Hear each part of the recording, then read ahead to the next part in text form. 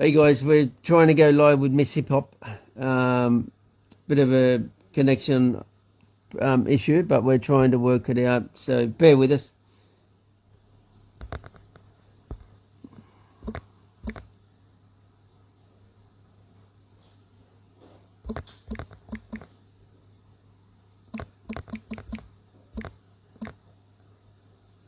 So I've invited her, just waiting on the invitation. Hey, Yay, we did it. there we go. Finally. I'm so happy. Okay, can you see me? Yeah, I can see you. How you doing? Yeah, awesome. All right. As long as you can see me, I've got everything here. Awesome. Honey, can you bring the plug for me? I'm just going to have to do the charger so it doesn't cut out on the interview. Make sure your phone's charged, yeah? Don't know how long the interview will go, but I don't want it cutting out on you. Okay, it's cool. All right. All right, so I'm ready when you are.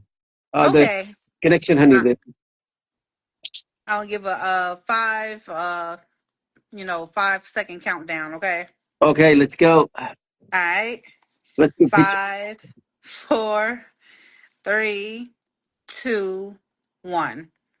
Yo, yo, yo, yo, yo, yo, what's up, Chicago? And welcome back to Speak Your Mind Radio, episode 657.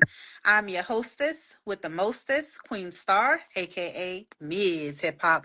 And tonight, ladies and gentlemen, we have a very, very dope guest with us, all the way from Sydney, Australia. He's an entrepreneur, an incredible host, and a hip hop creative.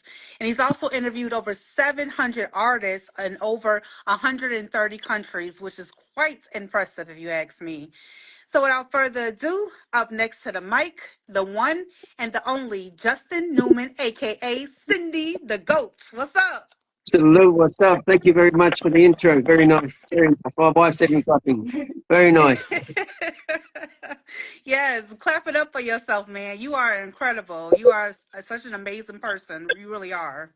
Appreciate it. Appreciate it. You're welcome. I try to do what I can for the hip hop. Like I've been doing it for quite a while, as you know. But yeah, just getting in those doors and speaking to a lot of celebrities underground. I help a lot of the underground as well. Big celebrities as well I work with and that kind of stuff. Just getting people that are new also in the hip hop scene, get them to know about what the business actually is. Before they actually start, because if you don't know, it's a bit like you're having your own business. You can't start your own business if you don't know what it is. And a lot of these artists jump out of the gun and they don't know what they're doing, and waste a lot of time, money, even other people's time and money as well. So I try to guide and do a lot of advice that I know in the hip hop, because as you said, I've interviewed hundreds and hundreds of people all over the world on hip hop and that kind of stuff as well. So, anything from ranging how to get into hip hop, songs, platforms, anything, marketing, it's all important. And a lot of these days, I see people in the hip hop, unfortunately, they're a lot of come and go people. They come on and then they go and then they don't come back, and a lot of people see that, and it's called inconsistency. Mhm. Have any marketing? There's no merchandise behind them. There's no plan behind them. They can be as good as Tech Nine, but if they don't have any marketing, advertising, promotion, they're not consistent. Then there's too many piranhas, too many people behind them in the hip hop industry that Mhm. have all that, and that's just the thing I'm seeing on an ongoing basis. um you know so we're trying to get all that fixed in the hip hop. Also, I'm seeing a lot of AI starting to pop up in the hip hop and that kind of stuff. I'm seeing a lot of people that are not genuine in the hip hop, which has been around a long time. But I'm also seeing a lot of the old school artists. Now, when I say old school artists, I mean Rakim, I mean Ice-T, I mean Mickey Fax, John Connor. I see a lot of these old school artists coming back in the industry, in the scene, and trying to really pop in the scene again. Wu-Tang coming back. I see a lot of different big old school artists that are trying to come back in and show these people what real hip hop is, and I really appreciate that. Like, I've got terminology. We've got a lot of these different artists that have been popping for a while, but are really coming back. You know, we just had Inspector Deck album. Big shout out to Inspector Deck, P.A. Dre on the beats. One of the best producers in America, doing this thing that's works with many, many artists such as RJ Payne. Just flew out and done Ice-T's album. Speak to him on a regular basis. Like, I'm in Australia, like, say no more, you know, but a lot of different stuff that we're trying to do in hip hop. But that's the big thing that I find in the hip hop at the moment. A very bad thing is that they try to get into the hip hop with no budget, no promotion. All these people are worried about likes and the TikTok follow. It's not about that. It's about engaging. It's about what we're doing today. It's about sitting, engaging, getting out, doing shows, putting your merchandise out there, putting some money behind yourself. If you don't have any budget, how can you build a business? Exactly. You You're know, right. I'm talking a bit, I know, because it's very upsetting from what I've seen. So I just wanted to elaborate before you smash me with questions how I feel about the hip hop. So, you know, but we do. We have a lot of genuine, you know, we've got the feud going at the moment with 38 Special and Jadakiss. Like, before, when someone used to step to someone, the main player, when someone used to step up to that, their hip hop career would be finished. But now we're going to be going back and forth, a bit like play school. That's not how hip hop is. You either work together, and we wasn't really like that. So, you know, what's going on at the moment is really crazy. To think that 38 Special is better than Jadakiss is ludicrous. But anyway, Absolutely. you know, everybody has their own feeling, their own response, and that kind of stuff. Now, I will go into a little bit about that. I'm very heavily in the Buffalo scene. Dealt very heavily with a lot of artists in the Buffalo scene, so I know personally that the Buffalo scene is very, very, very, very well connected and doing very, very good in the hip hop side, smashing it, actually bubbling in the hip hop side. I have to shout out to Buffalo.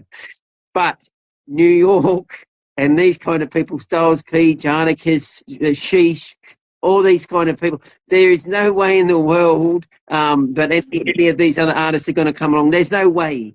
But Conway, The Machine, and Benny the Butcher, I take my hat off. They've put Buffalo on the map. They've got these other guys that have gotten behind them, and they've pushed the Buffalo music. So I give them that. But you come along and say that Jadakiss and Styles P and all the Locks and all that, they're better. Please, you're wasting my time. But I love Buffalo, but don't step to New York because you won't. There's no challenge there. Definitely, definitely. And we're going to get into everything that you discussed about, especially about mentoring the artists and everything like that. But first, I want to start off each and every interview with a traditional icebreaker question for all the guests and the artists. So let's get started. Okay. So, Sydney the Goat, like, what's the one song that made you absolutely fall in love with hip hop? Wow, that's a good question. No one's ever asked me that. I love that question. I would say I would definitely have to say Iced Tea and Vanilla Ice. Wow. And the song, um, oh wow, the song for me would have come from Vanilla Ice's movie, and also I'd have to mention NWA as well. I won't mention online what song it is, but I would definitely say NWA, Ice T, and Vanilla Ice. Song. Okay, I won't that's mention. interesting. I won't mention songs, but yeah, definitely NWA put me in the. Definitely got me going there. Dr. Dre, all those kind of people as well. LL Cool J. A lot of people, Hmm. a lot of people sleep on LL Cool J. You know, he was one of them, the ones up there with hip hop and you know R&B and all of that. The people who sleep on LL Cool J. I have to say, LL Cool J definitely. Okay, all right. Those are good artists. So let me ask you, you built White Boy Productions Sydney into a platform that's gone beyond, like I said earlier, 130 countries. Like, that's crazy. What inspired you to create it, and what problem were you trying to solve for the underground artists of today? Okay, awesome. So what started me to start my actual just a couple of years before COVID. I thought to myself, like, hip hop's really in a bad state. Like, I live and breathe hip hop. I've got everything hip hop, like CNT here, Tech Nine, very, very big, very, very big fan of Tech Nine, Brits, all of these people that have been around a long time. But what really started me in the hip hop was with how it was going, and I thought to myself, I need to make a platform. A couple of years before COVID, so this is my ninth year, just so you know, in doing what I do. So just before COVID, a couple of years before COVID, I thought to myself, oh man, this has got to change. So I thought, okay, I'll jump on live. I'll jump online and we'll just have a bit of a chat about hip hop and just see where it went. I didn't. Not many people jumped on, and I thought I spoke about it, and I thought, okay, well, we'll just keep escalating on that and see how we go from there. And then I came up with an idea on looking for artists that really want to make a name for themselves, or that especially in America, there's a lot of, anywhere, not just America, all different countries, there's a lot of different hate on hate. They don't want to help people. They don't want to advise people on how to go somewhere or get somewhere. Everyone just wants to take someone's money and do nothing for them, or ask them for money and don't want to do anything for them. It's very bad. So Yeah. what I did was every week I used to say, okay, I'll bring someone unknown, nobody knows, and I'll bring them online. I'll bring them public online, and I'll chat with them, and I'll get to know them, and I'll see if that I know other artists. So it might be Dallas. I'll say, okay, so I'll interview the Dallas artists, and then I'll connect some Dallas artists with New York, or the people that I know maybe in Queensland, Australia. I'll connect them from different countries together so they can build their brand, or so they can build their label, get to know other artists that they can't do by themselves. Wow. That is amazing. So you started a couple of years just before COVID hit. You got that idea to start your platform, and you've been growing it ever since for almost 10 years, a decade. Yeah. So Dang. so how it worked, every week I would jump on and I would do an interview, and it got that popular that I thought, okay, I'll do 2 interviews for this week, and we'll see how we go. And that was 9 years ago, and now up to now, I don't know if you know, but I've got way more. I'm sitting on nearly 850 interviews worldwide now. Wow. So, and they're 2 hours an interview.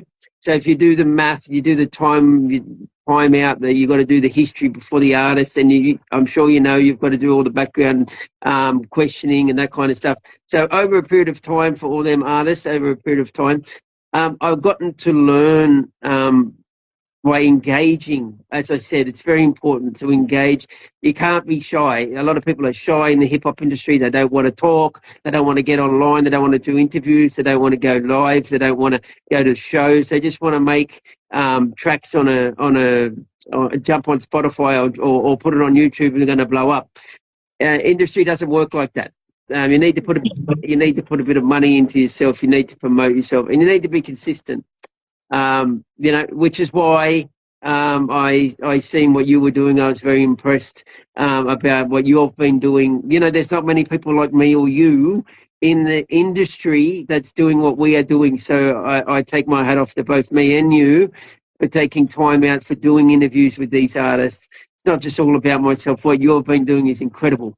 So, have a look at the artists, what you've been doing in interviewing and things like that for many years as well. So I take my hat off to you as well. You would know how much time that takes out of your personal life, how much budget, what you got to do, work around a normal job, that kind of things as well. But getting back to your question, yes, I started just before COVID, and I smashed it ever since. What I was doing was basically interviewing an artist that was unknown, trying to get an artist scene. That's what I originally started doing, and then it just I went from underground artist to massive celebrity, big celebrities in the doors. We've been like, I only just come off with the producer of Dr. Dre's album and stuff like that. So it's crazy. The Chronic and all that, people that were in that album I just interviewed and that kind of stuff. So it's crazy to the history that I've done in the hip hop, and who I've interviewed in the hip hop would blow your mind, like where I've gotten in the doors I have from Australia, and not being even in America. If I was in America, imagine what I would do there. because I'm in Whew. Australia. You tear down doors. Yeah, yeah. So all the things I've done from Australia, imagine if I was in America, like I'd be with them. So, it's crazy, but it is what it is. But I am very passionate with what I do. I love what I do. I live and breathe hip hop. Um, Yeah, so that's something a lot of people see my consistency. Same with you.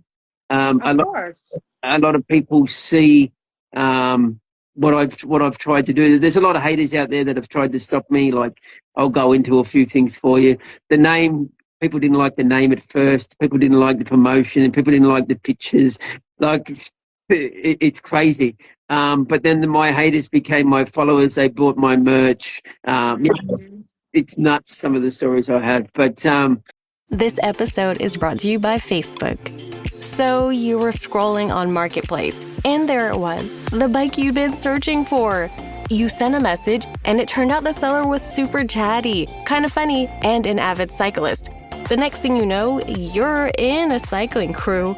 Well, a community cycling group. The thing about Facebook, you might find more than what you're looking for. From a browse to a bike ride, this summer find more on Facebook. if you don't have haters, then you're not doing something right. If you got a lot of haters, you're doing something right. So keep pushing your brand, and you don't know who's looking at you or who's seeing you. A lot of these people these days watching now, but they won't comment, they won't like, they won't follow, they won't share, but they're watching. So that's how the industry is. So it's and they try to get ideas off you and then use it somewhere else, and they don't. They don't even say, "Oh, I got this from you. Thank you very much." None of it.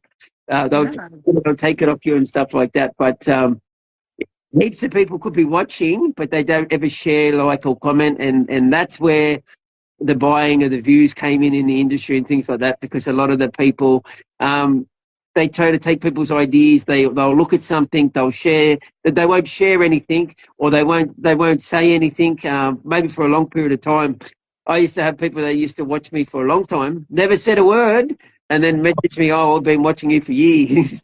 You know what I mean? Okay, yeah, that's great. Why don't you share, like, comment, that kind of stuff if you're so keen on it. But yeah, that's how people are. And in this industry, you've got to grasp their attention in the first 10 seconds, because if you don't, their attention span's terrible. Yeah, it's true. It's like a goldfish. It's terrible, and and not everyone likes your music. So if people listen to your music, stop getting disheartened that people don't listen to your music. Who cares? Move on. Put a genre in there that people will listen to, or people that do listen to your music, because not everyone listens to everyone's music, because everybody has a like and likes and different follows in different genres. So it doesn't matter if they don't listen to your music. You need to find people that do. And that's how you engage and market and get out there and network to do that. Not just hope for the best and think that it's going to be a hit on Spotify for 9 cents. Wow, you said that right. Yeah, You know, definitely. You have to find your own tribe of people, and that's through engagement, like you said. yeah. So with you, you've interviewed like over 785 artists. Well, you said eight, you're sitting at 850 now, but what's one lesson you've learned from these conversations that every independent artist should hear? Okay, one lesson, as I said, one lesson I've learned, with they should get to know the industry before they become an artist. The amount of artists that I have spoken to that have said, "Oh, I wish I did that," or, "I wish I knew that before I started," and things like that, would blow your mind. Not just small underground artists, big international celebrities have told me that as well, that have tried to go with the flow, or copy someone, or try to be someone different. Be yourself. The best thing that I could tell you with anyone is to be yourself. If what you're doing and you're passionate about it, people will follow you. The moment you switch up and try to follow someone and be fake, people see it. Mm-hmm. You know what I mean? And Yeah. a lot of the industry is doing that. Like, "Oh, I'm gonna be like this rapper," and they'll dress and they'll put this, and it's silly. You need to be the genuine person. If you're genuine, people will see it. But if you, best advice I can give you, keep being you. If you believe in yourself, then you'll go somewhere as an artist, as long as you're consistent and that you believe in yourself. It doesn't matter if they don't like you or people don't like you. You keep pushing and you'll get through the doors where people will like you. But a lot of people give up before then. So, I found out a lot of artists, they don't really push themselves. They'll say, oh, this person didn't come on live today, or I didn't get many followers, or nobody's listening to my music, or no one's buying my merch. Or it's like an ongoing thing because they're not marketing, they're not promoting, they're not pushing their label, they're not jumping online doing lives, they're not showing people their personal life. They're just trying to blow up and get millions of dollars for fake music. And they're not working that way. It doesn't work that way. That's true. Also, I a lot of think. celebrities, sorry, just quickly, a Mhm. lot of the celebrities worked for 10 years doing what I'm selling you to get signed. Yes. I'm not going to pinpoint the celebrities, but many, many, like you won't find many celebrities that have just blown up overnight. They've worked their way there, right? Yeah. Hmm. Their way there, and they've put their own money and promoted and done what they've got to do. Even if it's selling on the corner, they've put their money to the music. It doesn't matter what they've done. They've made their platform by trying to invest in themselves. Okay, so in America, it's very different to Australia. We have poverty here. We have all that here too. We have everything here, the same as America. It's how you do things and how you want to be as a person yourself. You've got to believe in yourself, and in some situations, you've got to do things that you shouldn't, but you have to do things to survive. And That's right. I get that because I know America very, very closely, so I understand that.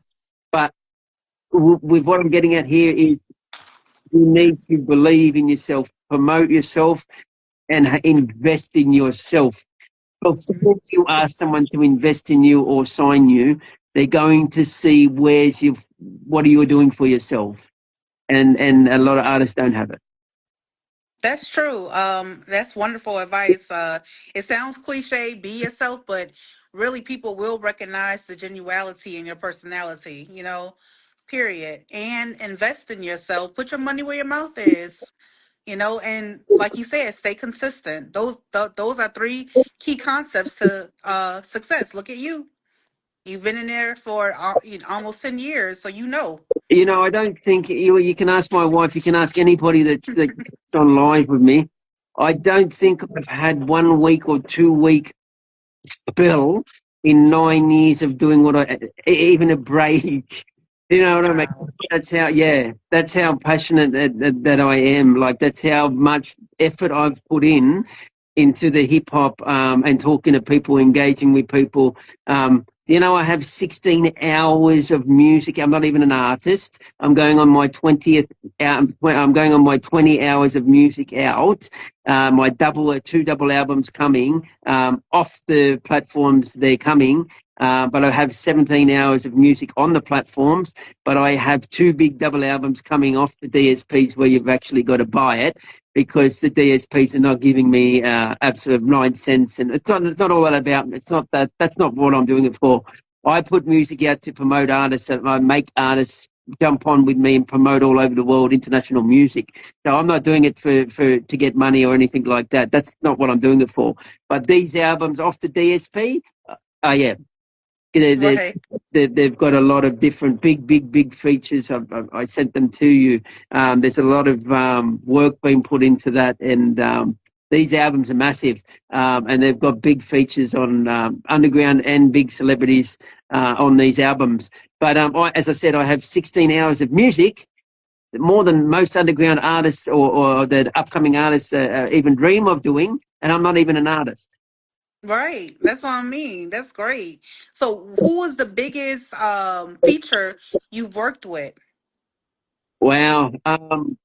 Wow. I've worked with a lot. Um, Yeah. I would say one of the biggest features, or one of the biggest artists that I've actually worked with for quite a while, and a lot of people are starting to see now. If John Connor and Mickey Fax, there's two right there.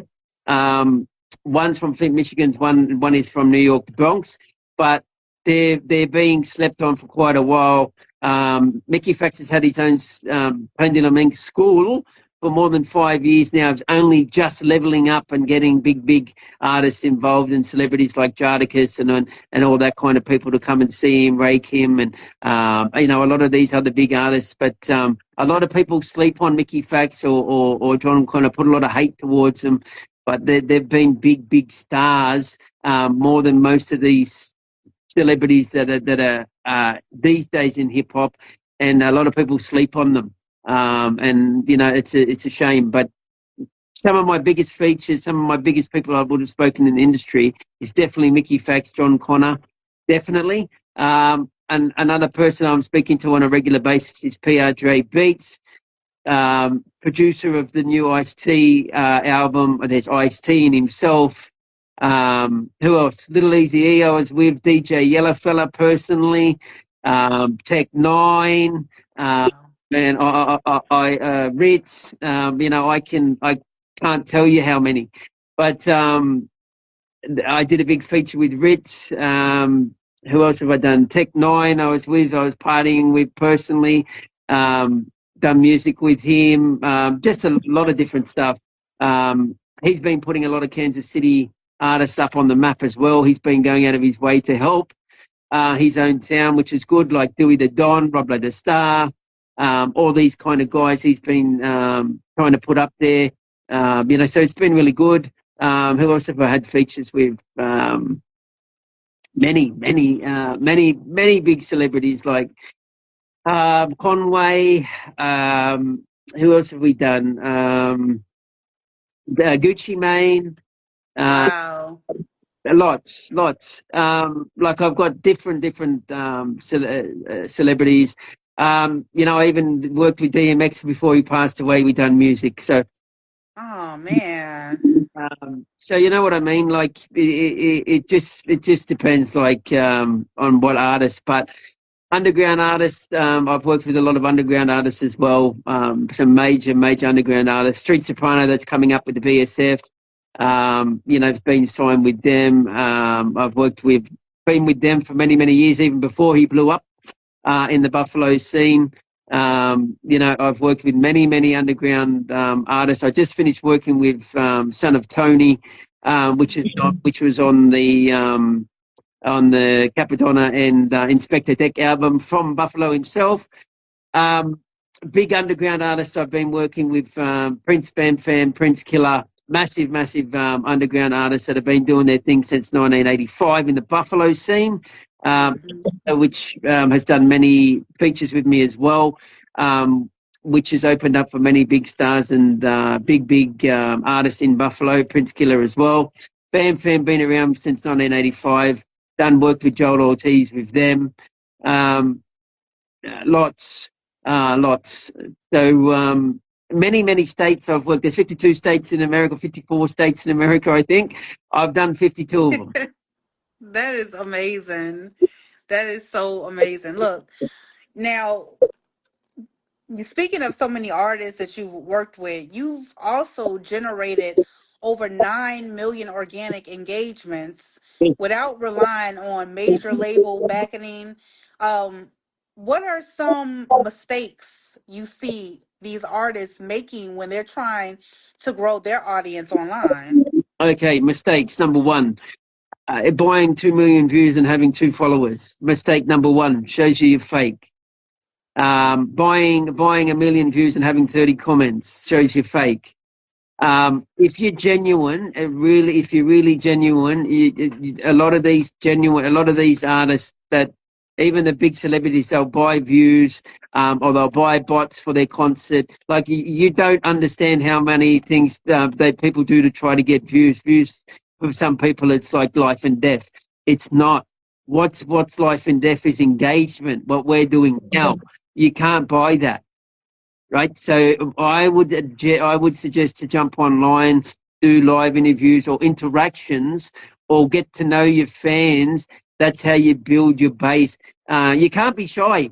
And a lot of these artists just buy views and be shy, and they don't want to do any interviews. They don't want to go live shows. They don't want to travel. They don't want to do anything. They don't want to leave their city. They don't want to spend money.